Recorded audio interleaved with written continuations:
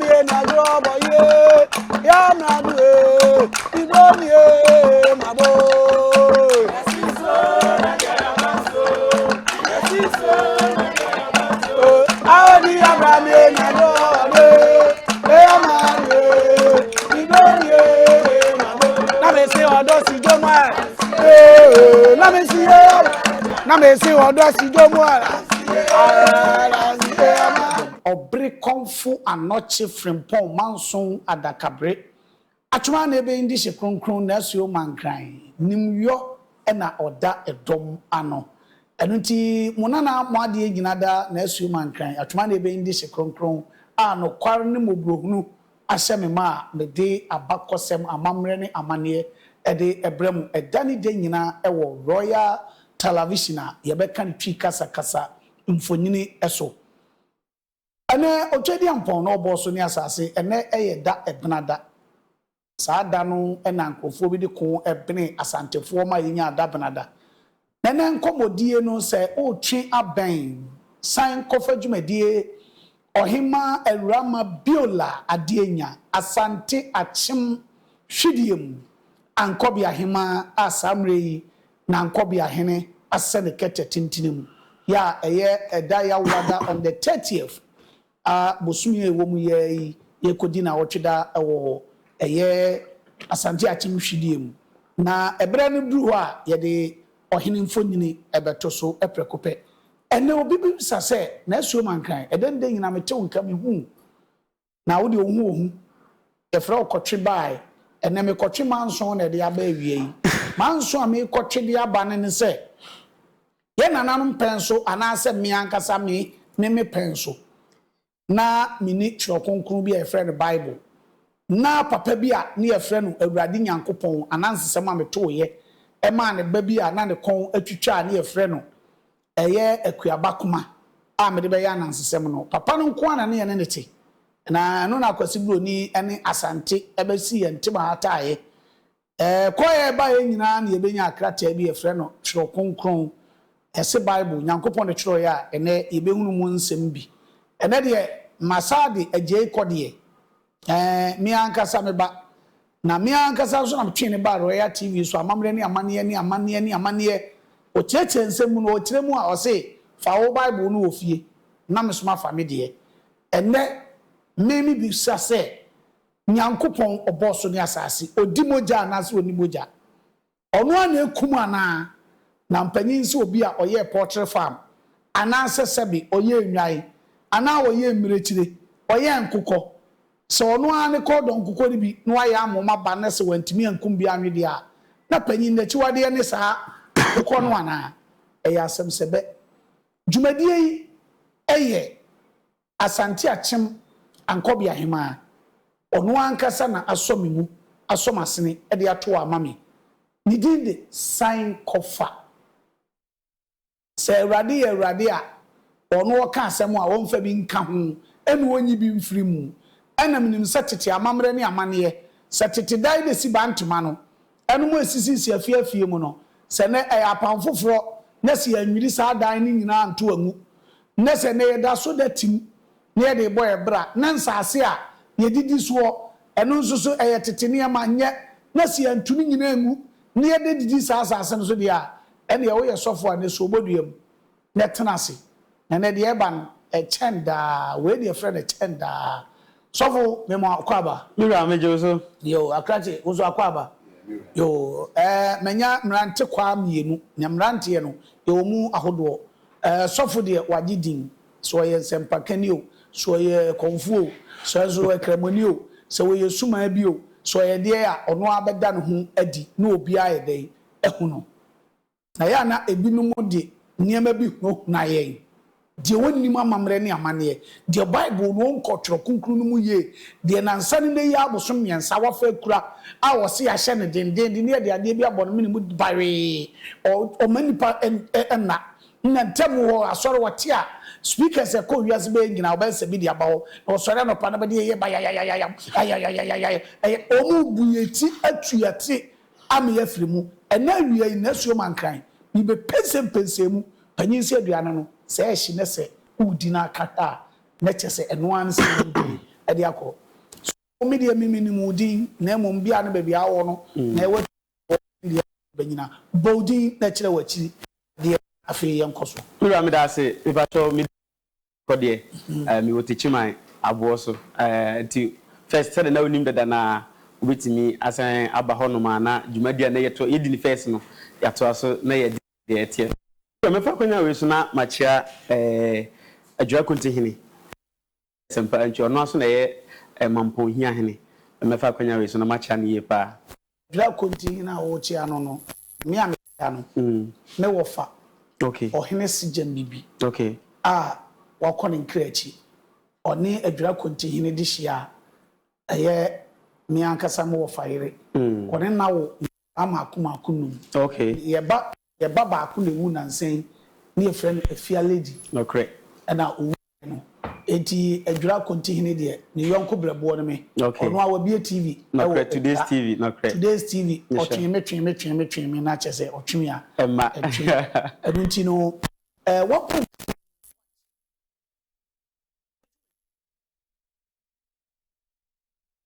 na efiada die no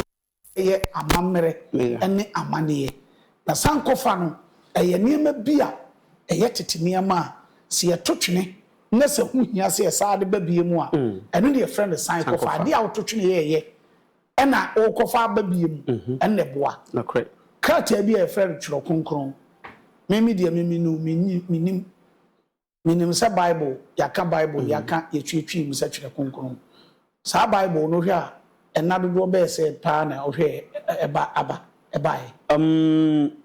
mira medasi bium meka say I stand to be corrected and I say mejina say e bia na obi nim esen me ndi say unnim sen me a obetimi ama me nso ma ya we me mate se mu no de metie ne say bible ebedu Africa na say Ghana somewhere 1743 hoba bi na bible ebedu ye sa bre no na ye na nanum nim nyame na odua bi efre nyamedua enti se yenim nyame a anka ye nto din nyamedua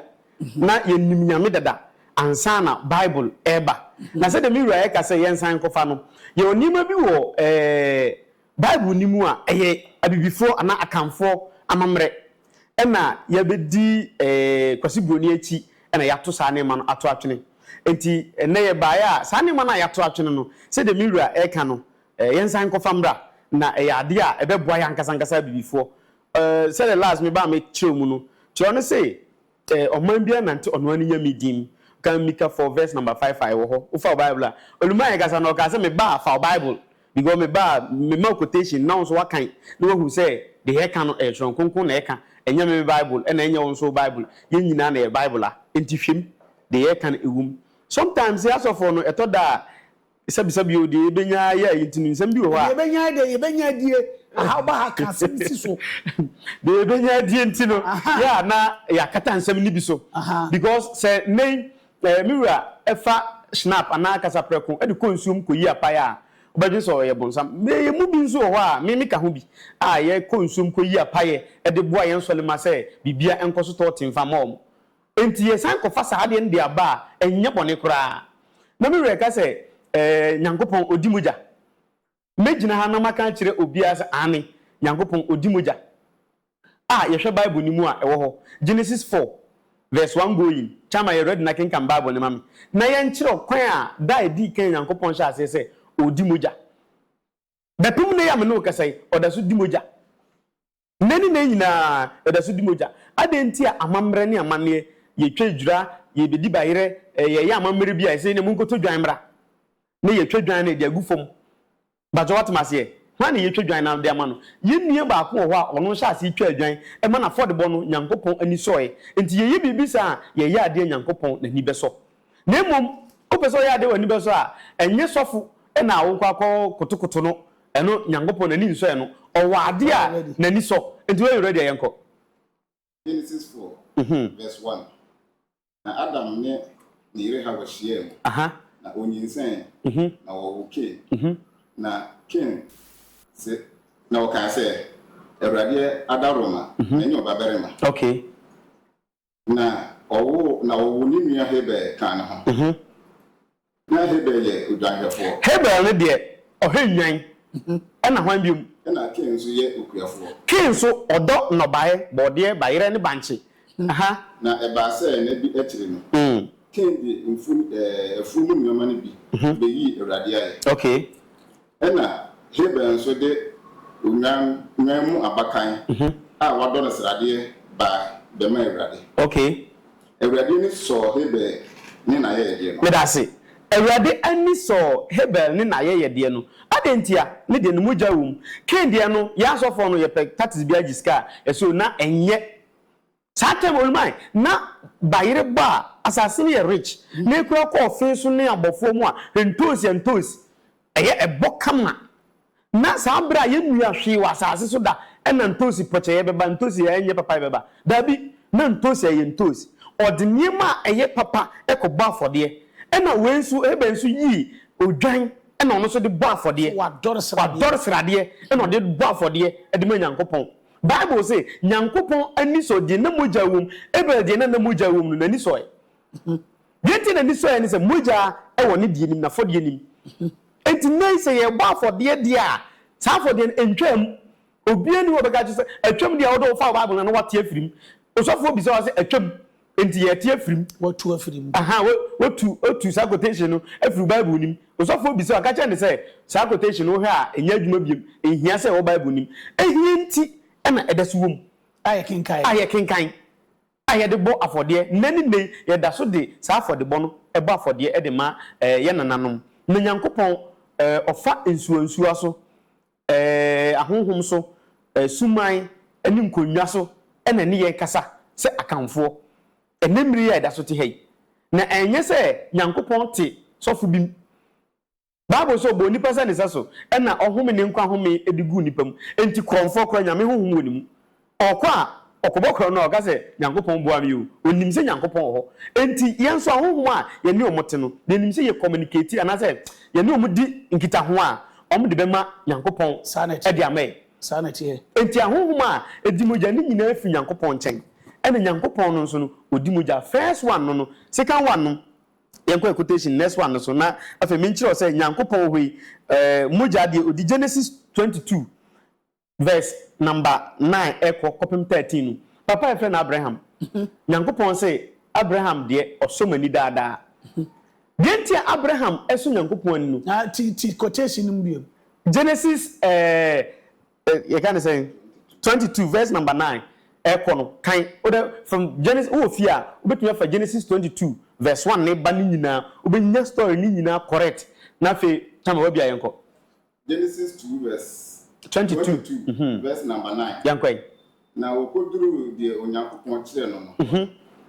na Abraham si aforebochi a wo ho na osiesie nyina na okokire ne ba Isa na ode no to aforebochi no so twen obeto aso twen mam kaze mbiwa olumai Nyankopon ka kire Abraham say fa oba awo kro fa ba fode mame Abraham si yo miwura mate se ebia me fit echima ya me ba nei ena na kwa me so ka say me pa cho sabi o brame pork kan say prekonam meaning say odi eni nti na wa frame me say brane bi na fei me de bedruye no bedruye na ne doyere nso aya adwene nkwan na ohwa adwene nkwan say de agugu nkwan ni mu as o dabi eni ma me ndi adwene ni mum na me mfa prekoni ye den ensi wo Nyankopon aka kire Abraham say Abraham fa Isaac beba for de mame okodu ye no say papa wa nyini ni ba ba akopɛ no wo de ma ndi dwan ne saa meaning say adwane na nanka de ma no na wudi wundi a anka ye mfa mato aso mame na wo kire Isa ede no to aforebochi ano so nyina no so afi Abraham tene ne nsa fa asekan say wodi bekum ne ba no okay na Awurade bofo free soro friend say Abraham na wase minie na wase nemfa masanka abarema no na nso enye ne hwe afi na mehunu say usuro Onyankopon na wan kameme oba kro no oba ba akopɛ na meka say be kuni mame ndi ni moja no ampa odi akola no wan fan kameme odi akola na ba koi na Abraham ma n'ani so na ohu odwanyine a doctor aso ne menu wɔ n'akyi na afe Abraham hu odwanyini a doctor aso ne menu oba bekum dwan no de kunwi ansa na yakɔ kunwi na Abraham kɔfa odwanyini no ni si ne ba no ananu bɔ ɔhye afɔde me da se ko Isaiah 66 verse 3 onko odi nipa na ekoba afɔde ade ama Nyankopɔn anka odi nipa na ekoba afɔde but odu ono no se dabi papa no wanyini nipa no kura ma minja idi na fa dwan wei eba afɔde na fama me na odi dwan no eba afɔde de ma Nyankopɔn enti adanti na nakwa me aso de edi dwan ba afɔde a onde ye bonsam enti bonsam odi kan no ayi Abraham onso wo ye Kristo ni wo so na nane Abraham se Abraham di dwan ba afɔde dia ene nka wo Kristo ni nka nye wo na nane Abraham nka mom na nakwa me aso a ono so di dwan ba afɔde no ono mom anka na obeka se me na nane Abraham because Abraham di dwan eba afɔde wo di dwan ba afɔde a wo si ekiri na nakwa me aso de ko ba wo so ye bonsam but bonsam de o sha bonsam semase no wo so ye onana yesen akofa abusuafo program di yam de yensan kofa etu wo hwɛ me a pepacho san kofa Isaiah 66 verse number 3 Abraham di nipa na kai ko ba fo de ma Nyankopɔn odu won Nyankopɔn hu se oh wanyini wakɔ nanim kakra etu ɔsesa no na waman odwanten de aba fo de ade ama no wan na ka cho se Nyankopɔn oni dwan we nyame anum asɛm enye we bi na kɔtwere ma obi Nyankopɔn se dabi Abraham so bodu abusuanfo medical ka kyerɛ se mpanyin se enkomɔfinchim na mai hu se aboa toro hwe oni ene kwama ene yeduedue nsemu dwumadie ne yesan kofa wo san kofa nti mu amaye mu hu tintirinti eti asore dem a ye ka hwe kyerɛ ma mu ntie makɔ asore ya me na hiamo ama asofo agim sika ama munya bi ne modie no munhwe ne ye Bible kro no a wotenti asore dem no a opese mu asem ye koka wo se ye bo Bible kura di se ba tro konkron kura no hwinim enka asem bi enye hwe a wo pe ya atutu aboye no wo kwa asore na wo to sisi wo awura wo kwa asore na wo komu ha nyina na eho nyina meme wo kwa ya asofo bi da wa wo ye akomtini ye no na wo to asa no wa wa mu nyina sa na wo be de no wanya bema enene meme nsuso oba brechi no okọ ohwe na chi ana sofo eye na kono na otu nyina nsam a ebeye den no me hwedie ni ensan kofa na ne mrantie ne mabawa no de e me den se o ma ani ba o mo so o ma ni ba o mo so se me fi se achi why krado a na yenko na sofo enu adue mu maye sa na me hwehwe no Isaiah 66 verse 3 Isaiah 66 verse 3 yenko gotie o wo fi afa wo de na ye wie bia wo man ntuma ama gina wa mekeka ama gigi akini ama keka nsemu awo kai wo wie na wo fi o necessary na tie na abagigi akini a wo bo so nyame na wo som no no ono ankasa pa aba bi dia shoot ni mambo wa pa bi adam wo hunu o hene koma mintie Isaiah 66 verse 3 di hukum na ntwi no te se die hukum nipa di hukum odwan bo afode no te se die obu okama medase o se die okama kom medase o se die okum na ntwie no o te se die wokum nipa ba afode pepepe enti akane no na abibifo na akanfo na ye wosuman bebre a ye di nipa gina ye wonkonjo bebre na ye di nipa gina ohuni bebre a ahenfo bebre omte konjo tuntum so no bebre akane tete o macho akane tete na ye di nipa na gina. The Bible say so opese odi nipa gina konjo amfa nipa biom fa nantwie Bible say opese hukum nipa ba fode a enemre die anibia ba enkum nipa biom fa nantwie na wo ka kire mse Nyankopɔn si okiri dabi o ka wanyeba se okiri ewo Bible nim enti ade a wa asesa mai sesi ai eye nipa te se de na Abraham edi nipa ekobo no hu quotation na mayema we o se mu amudi nipa eba fode mu nyai na emom mumfa nantwie ensia nan amanipa pepepe enti ya replace nipa ewo nantwie din enti nantwie de ye be yisu be nipa de ye ja yisu na emom de ono so suman a odi kan man no wanya kan man amana eno so fadwan eno na working kan Isaiah 66 verse number 3 obetumi akokan na won so wate ase enti nani nei ahohom edimuja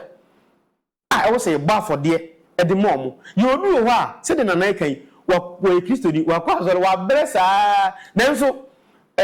ne ma nkoye bia anko okonaku ase ni na nkondwadam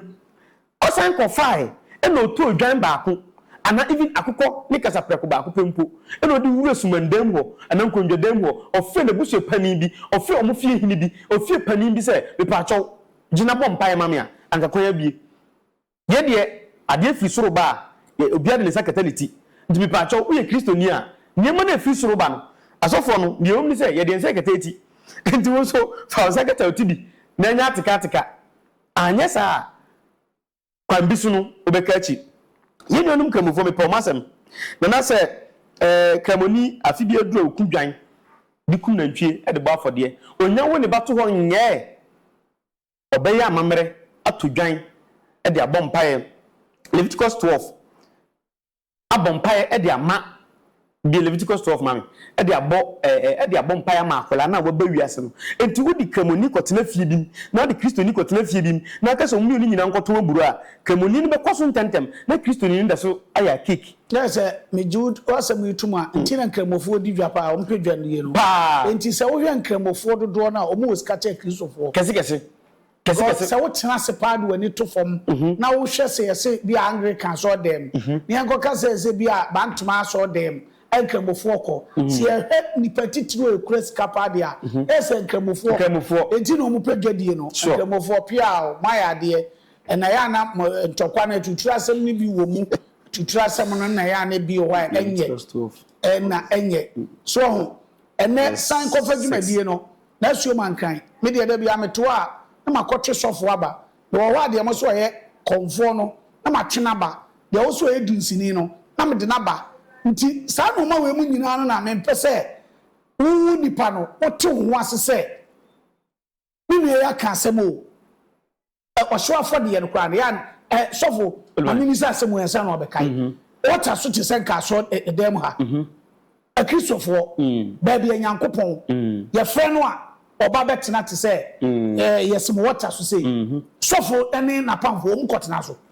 medase ota so de sofo ntena so ota ne nye ba bia ye tena o hono ye ka ne kunkum bia ewo bible mu a ye kunkum bia ye mu chichemu miensa ye wo kunkum bia ena ba bia nipa domte ena afi ba bia emma so ye nunum kramofo na ya times a omudi saade ne so enti ba bia ye front se altar ha se num no anka sabi eye bi na obekan yama yi eye ba bia ye ya amamre eni amane ewo honom enti altar ne so no hona bia wo akola mo na hodwiri na no duru a odi akola ne kwa na ya chi dwan na ye de ne ko duru a me be kan quotation obete ye de akola ne ko duru a na sofo no age dwan no na ode wura altar ne so sofo no ye be kan sisi yi na sofo no age dwan no na ode wura altar ne so na okoya amamre no e de ama akola no e altar ne so okuno enti Yesu ye wo no ye fa ajankuku eni mro no mama mienu e de kan ho na e de ko altar ne so e na afa ye koya amamre ye be kan sisi yi ye be kan otia sofo mkai so bo Leviticus Leviticus 12 verse number 6 okay na say ahodwira na no wie bi ye kasa ahodwira na se oba wo wie na odwira ne ho a ne ho ti free se uwu a ye wo nanson 7 days e se de wo bu nsa ne pepepe onso tenam onkwa so ndem oba bu nsa wo nkwa asole o bu nsa wo nkwa asole de nenu ye tight ne correction no ehia ebia mam bi oska ti obu nsa na wa ma asore a asore no begu nti se ye gene saa nti ye de ni nyina kwa nti aye ntumi fa ahonhom enkotena altar so no ye kwai na se ahodwira na no wie bi ma sorry me kan go okay na se ahodwira na no wie du a ma oba benin ana oba ba anu a onfa odwanten wo akora na wie otwa 7 days na wie na ochi no na otwe da no ye betu akola ni din no ade a ye de to akola ni din kramfo wo se de ye frɛ no ye eno na ye mfa to akola ni din onfa dwanten ba di afi dwan no hu se dwan na wo bekunu no obro afi sa na wo de ato akola din e wo bible mu o si Nyankopɔn chiri moja de o kan unima de kro kinkan wode bebo ohye afodie ye de bo ohye afodie ama akola no ni abro no maba ana ayenku wode bebo bone ho afodie medase enu na yemfa mo afodie emma akora no a woba wiase no hwe Luke 2 verse number 22 kinkan tentem na Luke 2 verse number 22 Yesu on way Old Testament yesi fa dwan wo anya dwan fa janguku anase emro no ma fako na yenkobo afodie emma akora no na yenti no ho emfi ni boni na fe de obeye wo atiasefo sa asisu bia no enkoso kama wo woti ho akokokura wuntwa bi da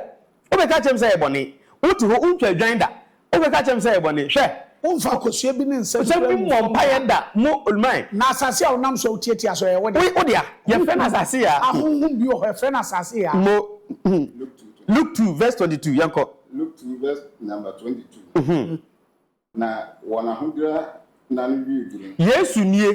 Yesu asem na ye kan who the first one no Leviticus no or say ahodwa na bia no fa akora ne ko na yenkoya amamre e ma akora no Yesu so ahodwa na du yen hwa asem ko na wa hundra na bi duru se Moses na sie no wode no ko Jerusalem ye de Yesu ko Jerusalem se wode no ko ma Ewurade afei de 7 days na so braso said ni ko kire Ewurade se akora na ode ne dum ye no te se de ya ye ko na asesore no na asesore na Yesu ye de ne ikoi ye de Yesu ko na asesore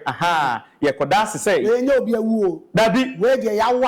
akora uyira anyim ana wanka se wanyim na wawo fa won fa oba na ukoda Ewurade ase no kwan ya ye fa so koda no ye di gan na ekọ ye tie ko kinkan ene se de se ne o ma sofo ye o sika kra de kwa na udwa kakraka yi ese dwan kan ho se no mba wi akunya yi ani asofo mo nu musa ba mu da kan ho se de wa kire Ewurade mbre mu se oberema oberema biara bi funanso funu ano mo wo be frɛ no konkon Ewurade na wakɔbɔ afɔdeɛ se de waka no oh said edi kan kan ye no papa sofo a wo hwe me Bible say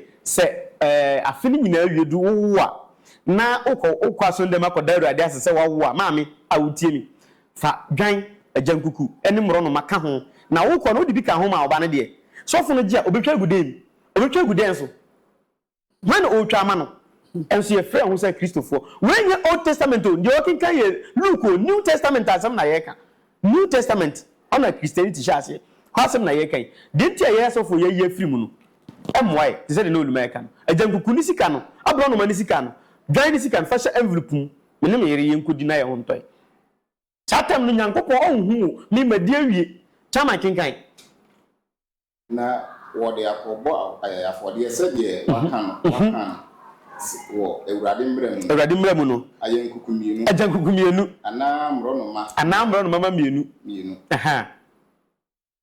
Yesu verse number 25 faka ho na me hade Yesu na ye kɔbɔ afɔdeɛ de ama no wo te ho de Yesu achi de wo di na chi no ye twamo gya gu fam de ama no o se o da bi wo kwa do de ya bo ahwe wo some sole amebo wo le obi e kontokwa pa na ne ho odin nipa o bo ahwe fam chirika wa bo ahwe wo chirika wo so da ho sole na da ya wo sole na da ya some sole amebo Yesu a wo di na chi no ye de sa ajan me de ajan gukunu kwa de aboa et se abronoma no abronoma ba ku so eso se ne abronoma kakra eso se abronoma eno na me hu se ya wabuburo pa na ye wo abronoma bi so owo ewuram ko siremu awu se ono eso da bia kuku wo ye sa de na sa moa we mu nyina na yetwa e de bo ohyew afode e de ma wawurade nyankopon ne ba Jesus Christ na wo ka Yesu no onza mu ya ma Yesu ni din no mu ya ma akwakwa ye Judges 13 mu ya ma Yesu din no kra no obeti a na ne bu ye afu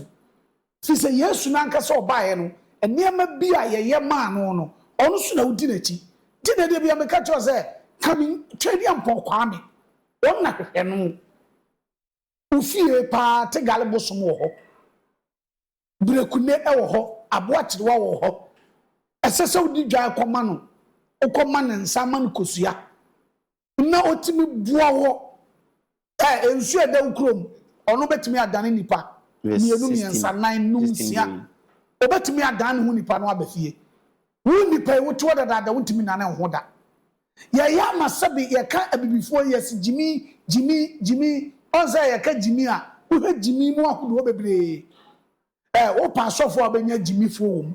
o pa presifo abenya jimi fo wom o pa hemfo abenya jimi fo wom o pa hema abenya jimi fo wom sabi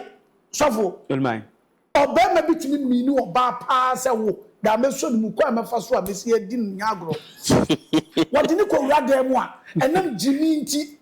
obekwa akototo ampa ho no oba nda ho oba na so ko o se ye bi before the niam bi e jimi driver ni yesi wuntimi onko ekwa na anam so no wo wuntimi nkwa braha ubo se driver ni tikem no otwika na car no da bia yesi wo mo ye ho ha mfa ho no na wotim udi na ti bo abe no yi ni nsa adai on se jimi so on jimi that's a driver for so jimi ni dia bebre ye bi before jimi no oh ya na bi mu kasam a on kansi so ti da bia me na so man kra me transia mi di nkoma mahu se wajimi ema ajimi emema ya jimi ahodo na ewom ni nyina jimi saa oti ase yesu na udi na ti no a ye kan ho asem no obeka pam dada ho asem kra de nke beka se atwam na we di afan foforo ho asem ye ka na sene na so man kra ma nya so ne ntem anka o medi mi sika akume mi jaye be se konfie mi ensa da bia mi yeska ni bom paye wo nsuo ho mankrofo chem sika sofo olmai yanko now problem ba ye hwe kwan e fa so e solve problem enti opeba na watena so ndan mache na unya ba bi kura ode no utwa adwan a anka wanya ba bia na how bi ewo so senka utwa adwan a anka ho ato ofere na so man kan e na anka ja ofere na misro consumer gunsama me anka bia problem no asolve ma ho ato bese sofo asemo ya wokan beka akonwa me so afnam eka wiase atumfo nyina da eka tia meti wo sesi ye sameboa me nananom ni nyankopon e sori a mituka na omma mentena se obi aba betena wo fie oba no o se awo ho odin ma no o de snap ba ko na me ko nsuo ko bom pai ma no obenya aba wo me fie ba ko nsu biem owo onyima na asai onyima na asai sasema me kemebo onyankopon tua me ka ono nso me dinsa e kire na mamre ni amane kasa gu so ko bompae on se oto ne se onyinse na asai a ye friend wo rorori ufie maifo ahunhum ebi aba ma ni fie ye ma wo da na mo rorori o ma mi fie no mo rorori e ka chese so ko ware oba na ne papa huri jina tintintin so ampida bia ntoko agya no papa no ware na ade sunsun so ko ware oba bema so na ne maame anso jina so bawe se wampene a na me de me frɛ wo ma na me de tu wo ma ni ka kyerɛ wo se apaye na me kɔbɔ no obi an kɔ bi fie nko kan kyɛ na busuafo wo ye least mistake power so for nye bidia ka gina so ama nipa no mawo ama mamre ni amane kwan so ne me ka se me de be kwa koma nsuo magini nyina wo de aba fefefe so ama makoye sa mamre ni nyina kama na wo pe de ai na wo pe bi wo sa se me yebu anwa egu roba mu insu obi aye ni insu na vena wo de niam atetare ho na asofo ni bi na omo baba ye crusade ni niam akocha center na yakoto nsuo ni bi di aba abebu kocha center stage ati na wawai roba no wobas ni nyina firi ho asema me ka de mani ehu na me di ho adanse e me ka asema mtu me se me nananom nkonwa kom tua me ka olba na ti o ono akwa fa the sticker no de atetare ho ya esa na tie ene tabia ni bibia on kan program na ho na ya wakwa tetare fufuro o se me di nsuo firi Israel na me so di firi woni no se apampem na de bae otimi ka kire se ne mu nyina mo ba nyina mo akekaduro no akofa akekaduro ba bottom yensa se na yananum ko dia ba beguo anka dum dia beguo ono onko fie no no anya de one na yire ne ma ebedi enti sofo ma araho se me say araho se ba ko ne say uko register General Department of Ghana na uko register sorry a ye ma pick form said ye uko ye business enti meti sorry a asone registration no me register say business but they do time say register general for gigi ska na say omo gigi tax no omo be taxa am say voluntary work atu hu acha adwuma na ye ya manyankopon ye kura ni pa ye na adwuma yinim no nti ye atu hu acha adwuma na ya kan sa na fe ya fa hu adi but ye ko register no na fa hu adi ya fa hu adi ye ko register sorry so ye register ni say business two say na na kan e na ma kan si so ade na ye ton e product obia ye na yakoto na yeso ye ton enti se mikoto nsuo bia mi fa se pure water maton bia 1 cedi check member na ba me de 10 cedis na aban so die wo musen Ghana aban die wo musen ye be da o kan so say voluntary work to watch adwuma aban die wo musen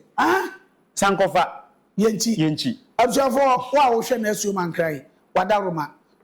na bie huma na tum meet ime fedi pa be miensa pe e fedi pa be miensa djumadie yi se nyankopon enkume na mesati ase a obetumi asa ahia me wa mamre djumadie fiada obetumi asa ahia me ho na yato djumadie no so bie huma na tum obaso a djumwa fidie no se obi nya maaya obetumi de eye ohene a sabre ankobia hene asante achimhwidie mu nimfonyine no atoso amame na meka ho asem na obi ba ye be frɛ no so obi nso ama sɛdeɛ reverend agye kɔdeɛ ɔkan reverend no kura me ntiase sɛ ɛhɔ no nko an kakra no wɔkyire mu ɛkyerɛ me de ntia mo ankasa kura mo kɔfa saade no ɛto mo ho so no ɔnka kyerɛ mo de agye kɔdeɛ kama ɔho agye no ka asem a me de kwa me agye yi so me de kwasi agye yi also de akwasi agye ɛna kɔdeɛ no nso hu na akɔfa reverend no flen ya santini pa obeyi ase a so futa ye body minimum obekase ya na konfo we nyina basa ne be ngunan tata tai ye kase bo yi obi nyihini o de ya so na suo man krawe na ho ma mbabo me wo elma se na chi dusi na mi o de ya hwehwe fo nyina wo de atoso ama me ana me so fo nyina ntoso ma me eda so Yo, hello. Hello. Hello. Agwa wudi ni baby awokasa free. Good afternoon. We kasa fi Takwa, the Western region. Yo, mami ntie wudi. Today program na waka no. Maximum ye nipa meaningful. Maso fulu keni na na na ko. Ye tete ni so. Ewu se na twumpo no nti bonyi sa na o 9 months no wo no. Nti yo 9 months na woni sanu wo nti nti ekwen spiritual no dinemu tide nipa se peda ya banda nti gino tide nipa da mo kana nti mo kana mo lata o ya no kwa tide mo kana da mo le ke ya wo guru le ke ya nti enyo anu christian fo ne na wo ko kacho wa so for this table na no na wa ha bibi ha wa fonsu to de bi gina one side bon pay o wa ku mi ka wa ku ma kire yakupan de bebe bon baby ojodo e bon pay wo baba bi me ba jodo bon pay wo sum me ba jodo bebe bokko nyame pay okay ede nyame ase no won gudu ne djuma pa pia ne chese sofo ya bo abaso onso wo betimi abaso obaso adwumo afidie no na ma kasa memem ma yenhunu obi oso hello yeah wudi ni baby awokasa free Nekata 50 here. Yo, udi party say. So Mary. Mary kasa. Never so na nyamisha papa ebwe yenye wiadli. That's it. Ebwe yenye wiadli. Bomo den ne pa number restaurant abon paiwo shwama. Mate na problem dim papa. Mate odi bi wi ame de me number ne betudwa so fun so de ne betudwa. Onso betimi abaso hwe ema obi anada baby ya duro no emrante ne maba wo momani na ho mamani ana ho a me catch you pray edai brakora wunya bi mo bo na se sofo dakam na ne yiri dakam na ne ba dakam na hello udin baby ya okasa free ka program na me ba so the next woman kan kada che wo bobe medin hello who was me ba cho utie TV na untimi ni men kasa na ba cho me ka free man so abore yo man so abore mami tie we e na wie yi na be da se pa program na ye de kama pa oboy na me aso go no ya na de ka free man so abore kasa e ba cho obaso a mentie wo ho hello ma woni so udi ni baby awakasa free ya frame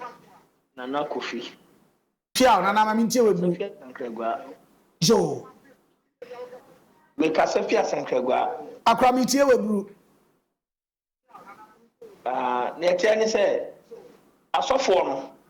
ena omo mama sticker ena omo bodyguards di omo chi enti we enye unipa wa school se unko sofo no ama sticker ono sofo no so bodyguard ni di na sticker ya djuma anga obi di na chi o use bodyguard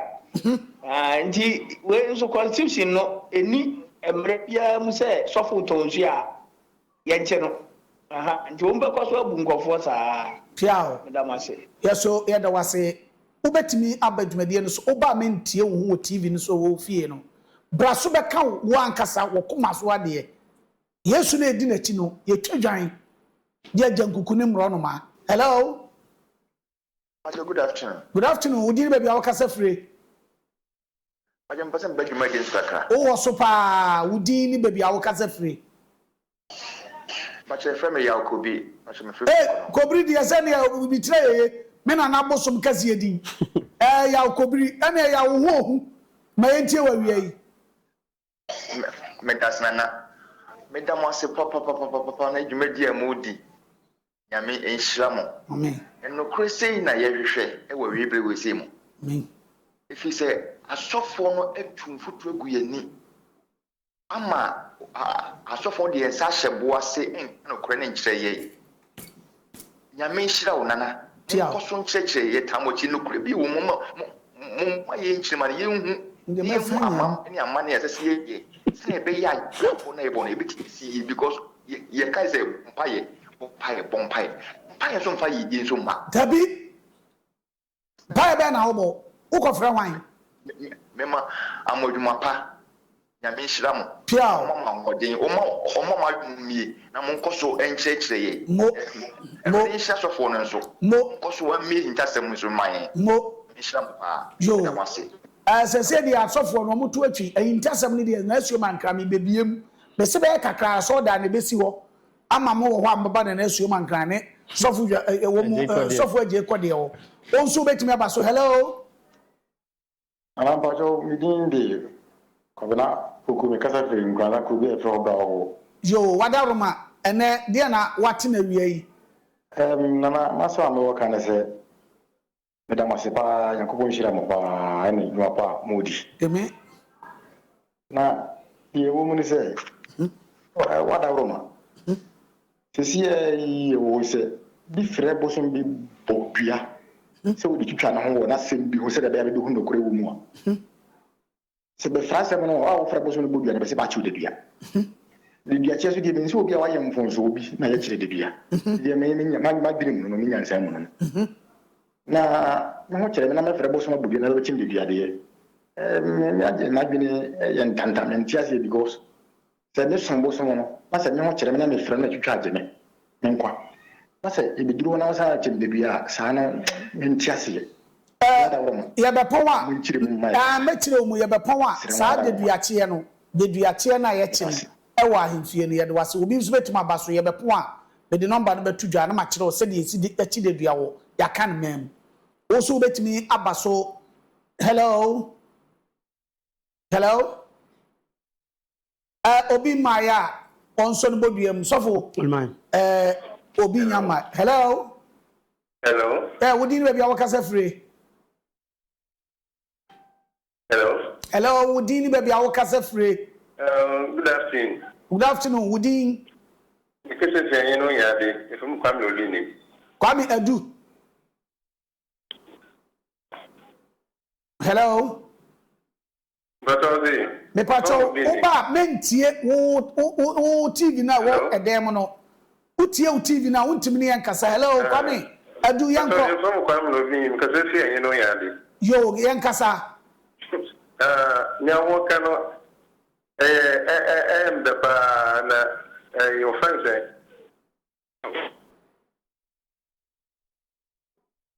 line so aye trotro nti wo ba tafra hwe ase yo oba pe no anyere ne ho a oda fom no obi atia no so hello yeah wo din we bia wo kasa free ana na so ma ta na ma fu mi ka ta fi din tira tio dentra for what is say denchen me ma dentra hina wa ba kwa ba nana bia me kan be say ya wo kan ni nyina ye atofo no de monti wo mu tumfiri ho pa na yo mo ye no emfa kwa sofo ni se no de emfa kwa mu bla ni mu mesre wa nyango ponso no so de azonda na wo kan de be ka te be tutu ne de e ma so sa mate so ko nu ni se e ko mo pa bia asere ma no enyere ma so pra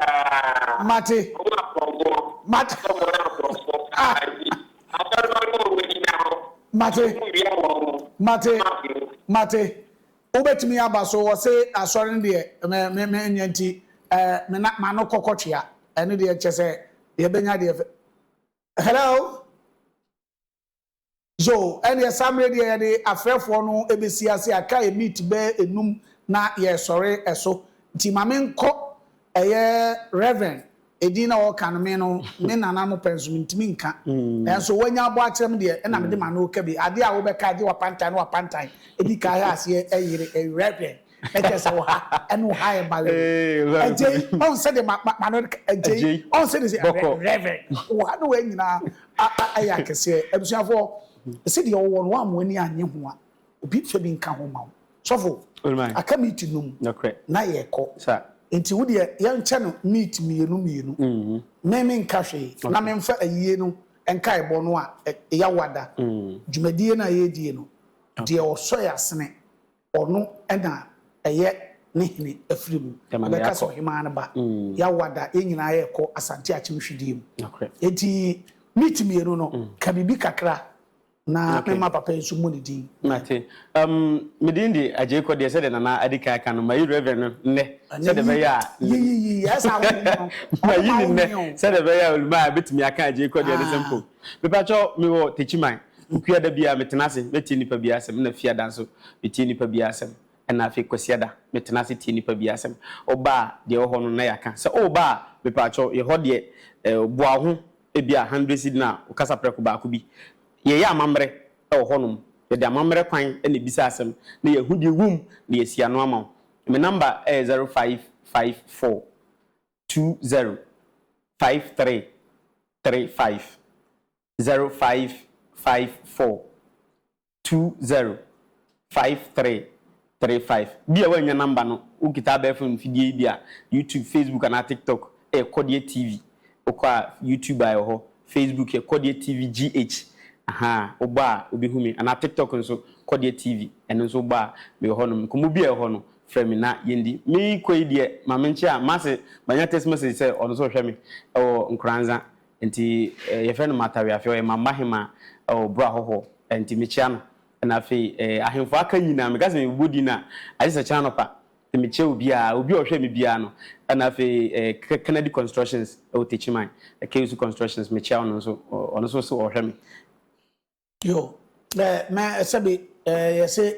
akora bi was one man ka bia mesumesu enti ka che wo so akenkai trokunkuri Bible mai meji Bible ni di manual so kenkai na se odi eye adwuma eboa wo ba bi wo ho a me ekyere ma adwene a me mfa nya adwuma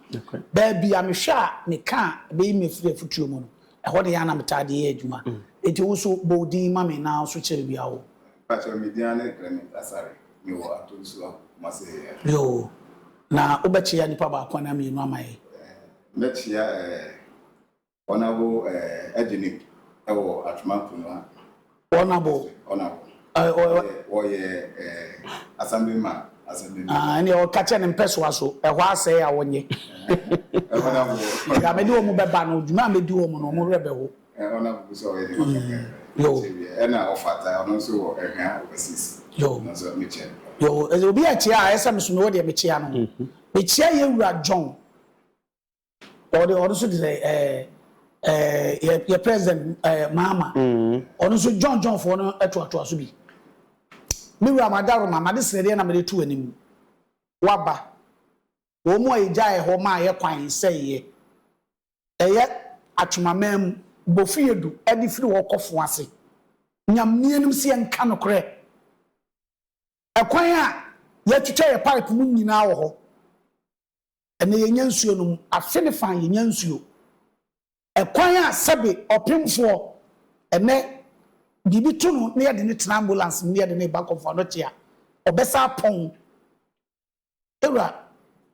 mahama wadaroma misre wobru yewra kof job na ye ho gata nyina yi sese nsuo no eyi gata na se nyina yesrew wadaroma fo wadi fa eye santase kwaso bofiedu na wodi ko adumasa ekosifo ase no asai yewra adesrede minister na mpimpanfo am wo no wadaroma munim sede ye kwa ne sitie yesrem ni die mo dom kruyem samose babo asanteman ama asanteman nya ne fa wo die nya nkoso a asantem mia ba bia ya nye ni nyina no wadaroma munya maye NDC yewra mampanyini ana mesre na de de wase afei famfonyini no tosoma me famehene a wafiri mu efa toso mame fa ne fonyini toso mame na menkra abetoso ya nana ankobia hwidiem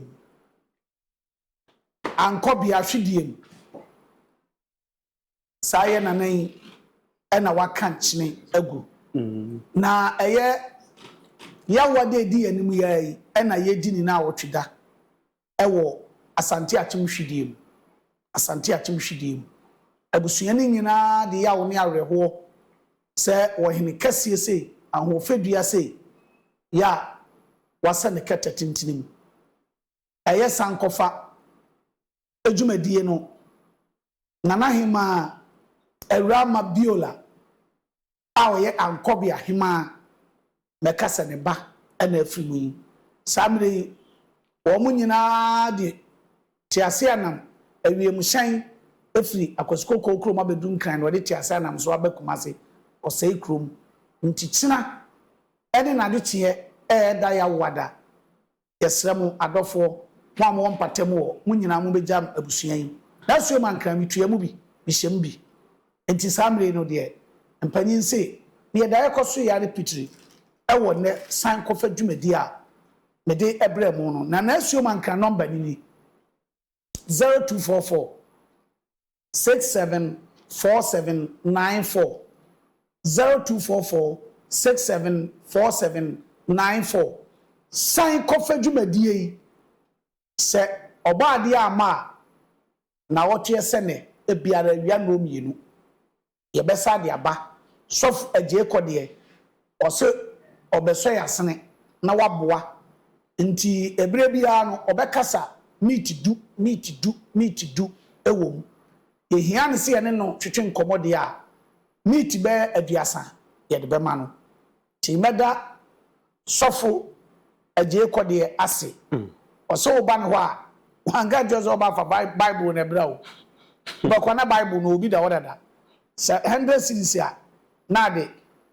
kasapre kwana sna ba maka ho fa beto so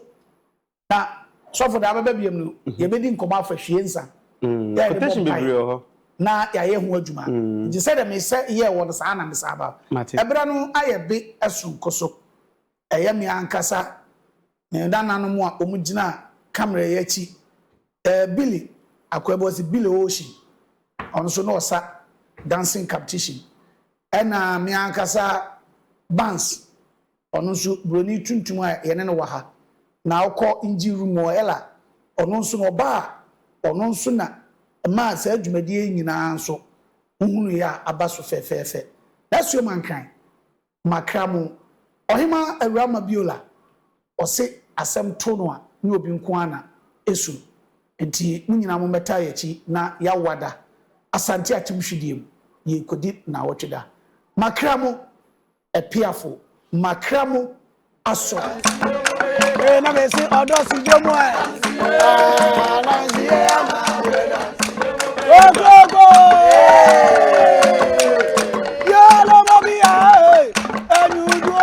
adieso odo amela se ma me goda alo go bi enyudo adieso amela se Okuntunu wadi oda yanka boy emudi ene ye ni de oda yanko